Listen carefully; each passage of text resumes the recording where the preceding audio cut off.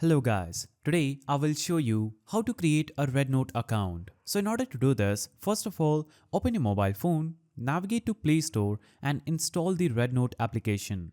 After installing the application, click on the open button. This will instantly open up the RedNote application. Now, when you open the application, you'll have to click on the agree button here. Now it will ask you permissions for notification. You can choose to allow or don't allow. Now choose your date of birth, click on next. Now choose I have read and agreed to the following policies, that is this small icon here at the bottom. Now you'll have to click on the other login methods button available on this page. You can choose to log in through Facebook or Google, or you can just click on the login button. Now when you click on the login button, it will ask you to log in with your number. You can also choose to create your account with a Google or Facebook. So what you can also do is click on this country code, then choose your country's code.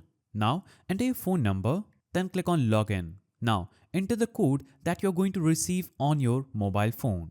After you enter the code that you will receive on your mobile phone, you'll be instantly logged into your RedNote account. So now you can easily use this application anyhow you want. So that is the simple way to create a RedNote account. If you found this video helpful, please don't forget to give it a thumbs up and thanks for watching.